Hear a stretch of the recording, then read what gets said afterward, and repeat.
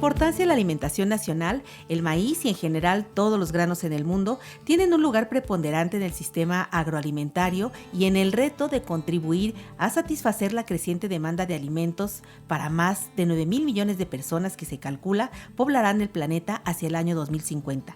O sea, poco menos de 30 años más para llegar a esa fecha. Pero ¿cómo incrementar la productividad de los granos sin que implique una amenaza para nuestros recursos naturales como agua, suelo o biodiversidad? El tiempo nos alcanzó. El cambio climático es una realidad. Tenemos suelos que han perdido fertilidad y es momento de hacer un cambio. Ya no hay tiempo. O sea, no va a haber tiempo ya de que hacer. Entonces tenemos que tomar acciones más radicales en el sentido de avanzar más rápido. Es una realidad. Ya no podemos abrir mucho las superficies agrícolas. Entonces tenemos que intensificar las áreas que tenemos, pero debemos de hacerlo en un modelo sustentable. Es decir, producir sin más grano, pero sin poner en riesgo el recurso suelo, que es la base para poder utilizar mejor el agua, por ejemplo. Él es Eric Ortiz Hernández, gerente del Hub Bajío del Centro de Investigación para el Mejoramiento del Maíz y el Trigo, CIMMYT, una organización de investigación y capacitación sin fines de lucro con más de 400 socios y colaboradores en más de 100 países que busca lograr que los sistemas alimentarios sean eficientes, productivos y sostenibles. Hoy el CIMMYT opera las actividades de 11 hubs o nodos de innovación respaldados por una cartera de proyectos para los que desarrollan acciones y estrategias sostenibles que integran ciencia. Eric, qué gusto poder conversar con un joven tan apasionado y tan convencido como tú en impulsar el mejoramiento productivo y sostenible en el campo. Cuéntanos cómo es que te sumaste al equipo de trabajo de CIMMYT y qué son estos hubs o nodos de innovación que integran experiencias productivas de los agricultores y mejores prácticas con tecnología. Sí, pues prácticamente desde que egresé me involucré con temas de desarrollo sustentable, inicialmente con temas de labranza de conservación, precisamente con FIRA fue mi primer acercamiento a la labranza de conservación en el CDT de Villadiego, que se ubica aquí en Valle Santiago, Guanajuato. Fue así como me acerqué, empezamos trabajando desde el 2006 en Michoacán, por ahí del 2009 tuvimos un acercamiento con CIMMYT, conocieron el trabajo que estábamos realizando en Michoacán, ellos ya empezaban con la iniciativa Masagro que se lanzó después en 2011 y prácticamente desde entonces tuvimos vinculación con los investigadores, con los científicos de CIMMYT para fortalecer el trabajo que estábamos haciendo en Michoacán. A partir de 2015 me integro ya como parte del staff, primero como responsable en la zona de la península de Yucatán y de 2017 hacia acá en la zona de Bajío. Los hubs es un modelo de gestión de innovación con un enfoque territorial.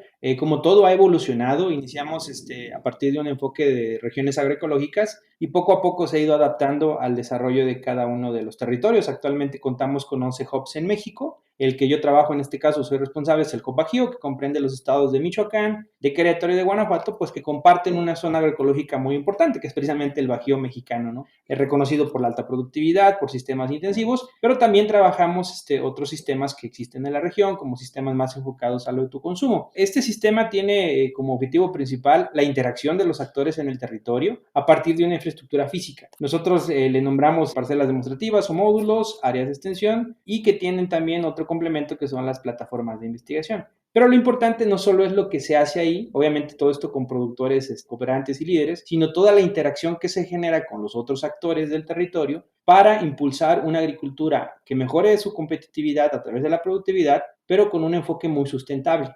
Un poco como los centros de desarrollo tecnológico de FIRA. Sí, es un modelo de gestión del conocimiento, pero sí un cambio importante respecto a cómo lo veníamos haciendo anteriormente, es que antes nos quedábamos mucho con establecemos una parcela demostrativa, hacemos algunos eventos de capacitación y asumíamos que ya de manera natural se iba a difundir la tecnología. La realidad es que hemos aprendido que hay otras cosas a tomar en cuenta, el acceso al financiamiento, el acceso a la maquinaria adecuada, el acceso al insumo, por supuesto el conocimiento, o sea, que la gente aprenda realmente a manejar las tecnologías. Partimos siempre del conocimiento que tiene el agricultor. Nosotros reconocemos mucho que los productores, nadie conoce mejor sus parcelas que ellos, pero se complementa con las tecnologías que se han validado y muy importante, la gestión de estas innovaciones se hacen en alianza con los otros actores. Nuevamente, tomo el ejemplo con Villadiego. Villadiego ha sido un promotor de años de la agricultura de conservación, una de las tecnologías bases que promovemos. Entonces aprovechamos lo que ya había investigado Villadiego, lo fortalecimos con algunas nuevas validaciones que realizó CIMMYT, con algunas universidades como la Universidad de Guanajuato, el mismo INIFAP, que también tiene toda una historia aquí en el Bajío, y generamos lo que le nombramos un menú tecnológico. Este menú es como una carta de tecnologías que están funcionando en los sistemas en Bajío, pero los gestionamos junto con presidencias municipales, con organizaciones de productores como los módulos de riego, con proveedores de insumos y juntos a partir de objetivos en común podemos llevar la tecnología a la gente y sobre todo a favorecer que se adopte más rápido. Uno de los proyectos emblemas de este modelo de gestión de innovación y conocimiento del Hub Bajío es el programa Masagro. ¿Qué es Masagro, Eric? Sí, el programa insignia que empezamos aquí en el Bajío es Masagro, ahora Cultivos para México, un programa con la Secretaría de Agricultura, SADER, ahora Agricultura, y particularmente en Guanajuato tuvimos algo que se llama Masagro Guanajuato, una inversión del gobierno del estado de Guanajuato que desde 2013 ha permitido trabajar de manera continua desarrollando este modelo de gestión de innovación. A partir de estos dos programas que sentaron, digamos, la base, y quiero resaltar esto, la importancia de tener la continuidad en estos trabajos, se ha generado la atracción de empresas privadas y otras instituciones que han decidido apostar en el Bajío porque saben que se está promoviendo un cambio hacia la sustentabilidad, que obviamente ahorita las cadenas globales lo requieren. Masagro permite desarrollar este modelo de los hubs, es decir, permite el desarrollo de una infraestructura física basado en las plataformas, espacios más de investigación y validación de las tecnologías, en los módulos que son parcelas con productores en condiciones de manejo ya de los productores, pero que una parte la tienen como un testigo, digamos, y una parte ya con las innovaciones, lo cual permite también que tomen un rol didáctico porque enseñan, digamos, el impacto positivo que tiene la implementación de estas tecnologías y también áreas de extensión que son parcelas con productores en un territorio ubicadas de manera estratégica que permiten que las tecnologías lleguen a más productores. Pero esto se acompaña con un proceso de difusión, con un proceso de capacitación, de desarrollo de tecnología y particularmente, como ya lo mencionaba, con la articulación con otros actores clave para poder llevar, por ejemplo, un mensaje homologado a los productores. Eso es un aprendizaje importante de lo que estamos haciendo. ¿Y por qué piensas que Masagro se ha convertido en un referente en Guanajuato?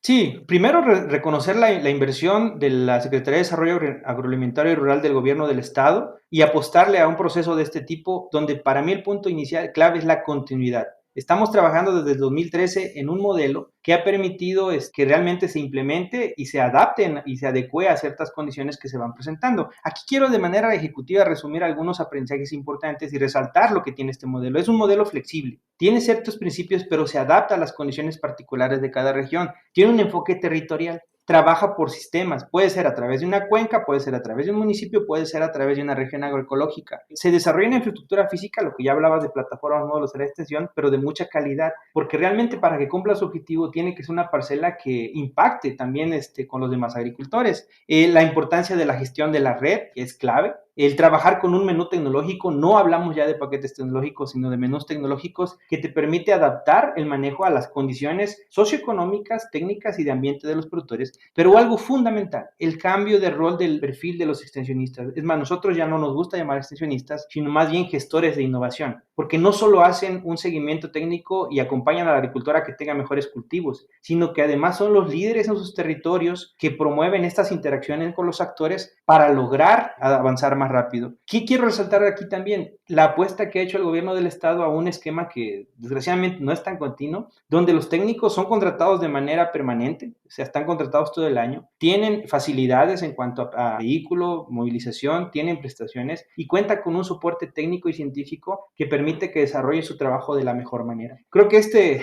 manera de resumen de ingredientes, es uno de lo que ha permitido el éxito que se tiene con Masagro Guanajuato, pero para mí el punto clave es la continuidad que hemos logrado con la confianza del gobierno del estado.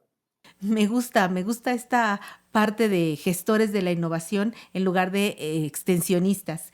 Y pienso que para ustedes como gestores de la innovación, un reto fundamental es la cultura, porque pasa que ya tienes el lenguaje homologado, las demostraciones, la tecnología, los elementos y además tienes también que ser gestor del cambio en la cultura para la adopción del mismo cambio.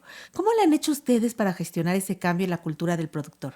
Es todo un reto, la verdad es un reto porque efectivamente a veces la costumbre está muy arraigada a ciertas prácticas, pero finalmente hay un tema que es la comunicación permanente, la demostración de resultados, y aún con eso nos hemos encontrado gente que viendo los resultados no se convence. Pero hay algo que está fuera de nuestras manos, que es la situación ya nos alcanzó. O sea, los altos costos de producción, el cambio climático, la pérdida de fertilidad de los suelos ya son una realidad. Entonces, prácticamente ahora quien no está cambiando, lo está forzando el mismo sistema a cambiar. Entonces, desgraciadamente, digamos, a veces tenemos que llegar a esto para que la gente cambie, pero normalmente como favorecemos esto es a través del uno a uno. Por eso el tema de gestor, porque muchas veces el técnico ya no es quien habla y quien explica las tecnologías, genera los espacios para que los productores hablen entre ellos y se comuniquen de la manera que mejor se entienden, hablando de lo bueno, pero también de lo malo y también de los detalles que hay que cuidar para tener éxito. ¿Qué otro punto clave? Este mensaje homologado que ya mencionaba anteriormente es fundamental. Que trabajemos todas las instituciones que estamos en un territorio con un objetivo en común de beneficio a los agricultores con mensajes homologados, ¿no? Y para eso hay que ponernos de acuerdo, hay que hablar nuevamente el tema de gestión de los actores, pero también reconocer a toda esa gente que ya ha trabajado. Algo que he aprendido mucho es reconocer a estos actores que estuvieron antes que CIMIT, que estuvieron antes que Masagro, o que estuvieron junto con Masagro al principio, y que han podido avanzar, ¿no? Nuevamente, resalto INIFAP, resalto AFIRA, resalto a las universidades en el caso de Guanajuato, y así en todos los estados tenemos gente que ha colaborado. Entonces, es mucho trabajar la comunicación de manera constante, y no debo de negarlo, aún así nos vamos a encontrar siempre con personas que se resisten, pero finalmente el tiempo te alcanza y tienes que hacer el cambio. Tú que has estado trabajando para esta estrategia de hubs regionales de CIMIT en dos regiones muy diferentes como son Bajío y Sureste, ¿cuál es tu experiencia, Eric, respecto a las diferencias en la adopción de la tecnología que promueve el programa Masagro en estas regiones? Sí, hay varias. De entrada es el tema de sistemas, ¿no? Son diferentes sistemas en Bajío que en la península, ya son sistemas más enfocados al tema de autoconsumo y en Bajío pues son sistemas más intensivos enfocados a la parte comercial. Pero hay un factor que para mí es clave y que hay que tomar en cuenta, el factor riesgo. Normalmente un productor temporal con superficies pequeñas es más difícil que asuma un riesgo y entonces la manera de trabajar la innovación con ellos, nuevamente, no solo es técnica, tienes que darle instrumentos o estrategias de manejo de ese riesgo para que puedan adoptar las tecnologías. Mi percepción es que en todos lados hay gente dispuesta a innovar y normalmente buscamos trabajar con ellos, pero particularmente trabajar con todo su entorno para poder realmente favorecer la adopción de las tecnologías. Lo que te comento es las estrategias pueden ser un poco diferentes porque particularmente en estas zonas donde el productor es de pequeña escala, es de temporal y depende su actividad principal del ingreso de esto, no está tan dispuesto a asumir un riesgo de no poder tener grano para ese año, por ejemplo.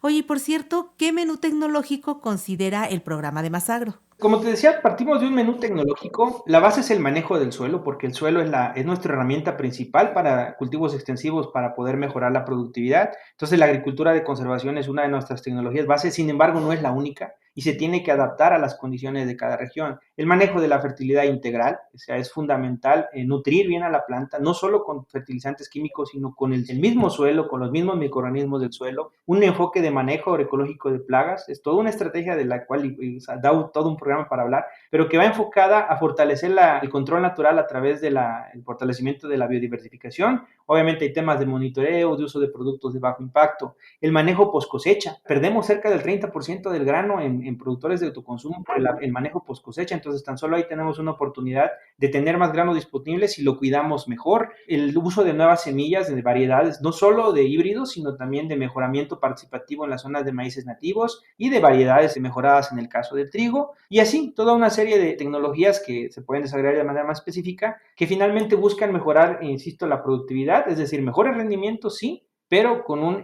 menor impacto al ambiente. Y finalmente también que le quede un mejor ingreso al productor, porque la verdad algo que convence a los agricultores es que les quede un mejor ingreso, ¿no? Datos, por darte un ejemplo, en Guanajuato, tan solo en temporal, tenemos rendimientos promedio del 30% arriba. En el caso del trigo, traemos entre 8 y 10 mil pesos más de ingresos con estas prácticas respecto al sistema convencional. En el caso de maíz de riego, cerca de un 10% más de utilidades netas. Obviamente hay reducción en el volumen de agua, lo hemos medido y podemos ahorrar un 20% hasta un 25% de agua en el caso del cultivo de trigo y de cebada. Se ha reducido de manera significativa el uso de insecticidas de alto impacto. O sea, hay un estudio muy reciente de CIMIT donde se ha demostrado cómo bajó de un 70 como un 20% ya el uso de productos de alto impacto.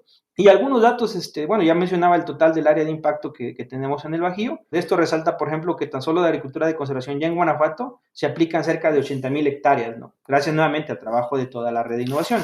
¿Qué le interesa a la industria particularmente? Pues son un poco diferentes, pero en general el contar con materia prima producida de manera más sustentable y que se pueda demostrar.